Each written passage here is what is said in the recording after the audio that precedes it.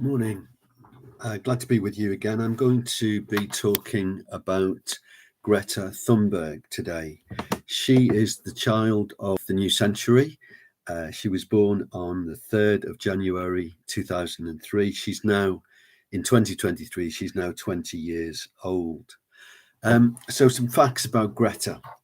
Greta Thunberg, Swedish. She has no educational qualifications as such, although she did return to education in 2020. I haven't got information about what she may have achieved since then. She started her work, if you like, outside the Swedish Parliament as a climate protest. And in 2018, she actually spoke at a UN climate conference and achieved some degree of world fame. In 2019, she gave her very famous speech where she said, "How dare you?" Which has entered modern phraseology. And she was on Time's 100 most influential people list in the late 2019-20 period. She's an honorary member of the Royal Scottish Geographical Society. Now, a little bit more about Greta Thunberg.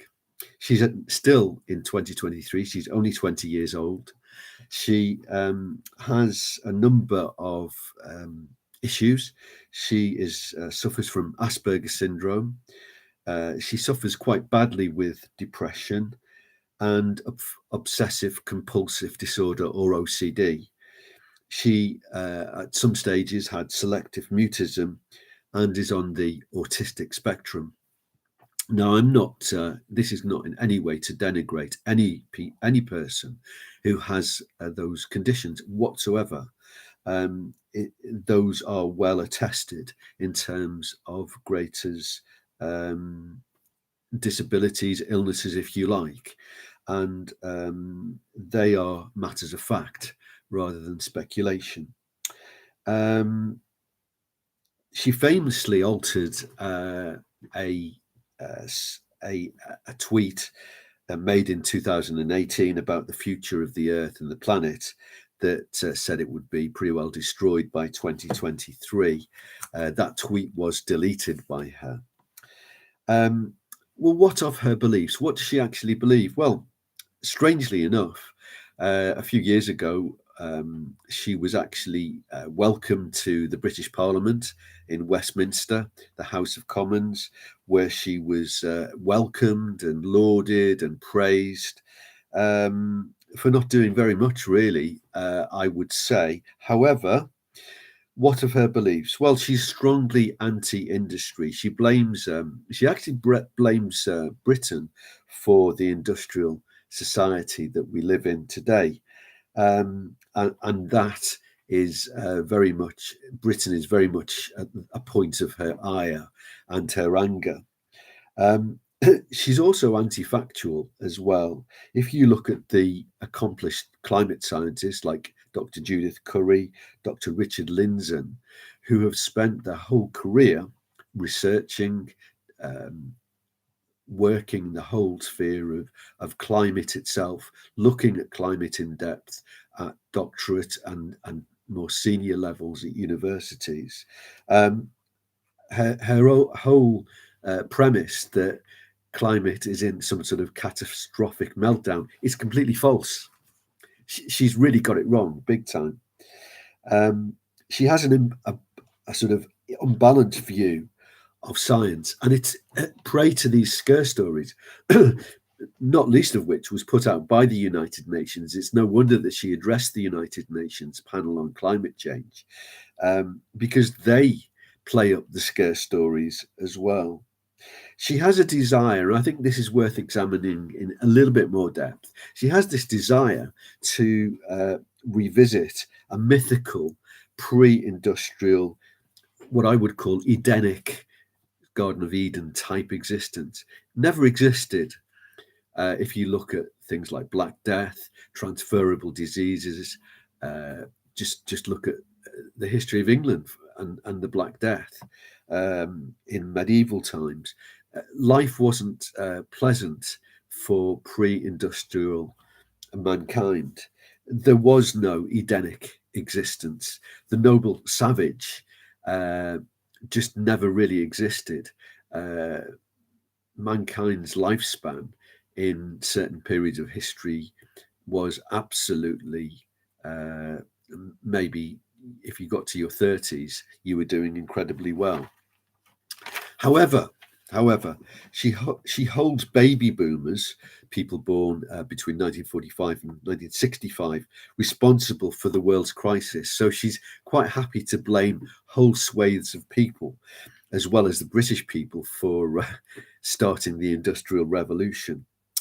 The United Nations, interestingly, through its International Panel on Climate Change, the IPCC, which is a political organization rather than a scientific one, the United Nations supports Greta Thunberg, and she could be seen as a puppet of the climate catastrophe movement. I would venture to suggest to you that she is a Joan of Arc figure who thinks literally, and I think possibly being on the autistic spectrum, and I'm not blaming her for being on that spectrum, but she thinks literally. She's been told that the Earth is going to be destroyed by this catastrophic climate emergency, and she cannot understand why the world leaders aren't doing as much as she wants about it. She doesn't seem to have a nuanced and a graded picture of world development. I would also add, from a personal point of view, if you look at people like Dr. Judith Curry and Dr. Richard Lindzen, they reject the whole idea of catastrophic climate change whatsoever, 100%. And she just doesn't have that graded, nuanced understanding of world development. She seems to demonize fossil fuels, quite wrongly in my point of view. And given that Britain, for example, at the moment has 80% reliance on 80% reliance on fossil fuels. I would say she's almost like a child savant. She's slightly naive and gullible and misguided. And I think that, if you like, she serves as a, well, although she's 20 years of age now, she served her purpose as a child prophet, if you like, this Joan of Arc figure waving the flag of climate activism, which basically doesn't stand up to scientific scrutiny. Science can never, ever be settled. Now, you might say, well, Dave, what do you know? Well, okay, I've studied up to MSc level. I'm not a dyed-in-the-wool scientist. However, I am reasonably well qualified in my field. And I would say that her personality, her list of ailments, if you like, her Asperger's syndrome, her depression, her obsessive compulsive disorder, OCD, her selective mutism, being on the autistic spectrum, makes her very prone to a form of literalism, where if she's told, you know, think of Forrest Gump in the film, and you know, you're told that the world is going to end. Well, you believe the world is going to end in a couple of years, but that's just not the case. And we have to think much more factually. We have to look at proper climate scientists like Dr. Judith Curry, Dr. Richard Lindzen. I'll put links in the comment section so you can check these people out. People far, far more qualified than myself, who have spent their lifetime studying climate. So what I would suggest to you is, don't put your trust in Greta Thunberg, because you're going to be really disappointed. And sadly, I would say that she is a false Joan of Arc figure. She's pointing in the wrong direction, and you really need to get yourself clued up with the facts of the case. There is no settled science. Science is always up for debate. It's always up for challenge, and it should be. So I just offer this short précis of of Greta Thunberg, the prophet of doom, the prophetess of doom, if you like. And she's very well-meaning. But Greta, relax, get a life, girl, and just go out there and enjoy the world we've got, because that's what we've got. By all means, look after the planet. By all means, be a sensible environmentalist, a rational environmentalist, a scientific environmentalist. And, you know, if you want an environmental model to follow, look at Patrick Moore, the founder of Greenpeace, and listen to what he has to say. Someone who's been a climate activist, has been an activist in the environmental movement, but he's now understanding that Greenpeace has now become itself anti-human.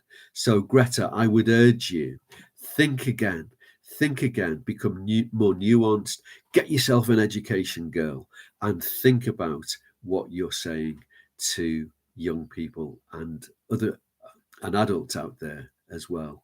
And let's wish her well. Let's hope she does see the light and her eyes are opened to the facts, the scientific facts of gradual climate change. It's changed over thousands of years. There is no climate crisis. It's quite normal that climate changes. Thanks for listening to me. And if you like this short program, give me a like and leave any comments that you may wish. Thanks very much for watching. Really appreciate your time. Thank you. Bye-bye.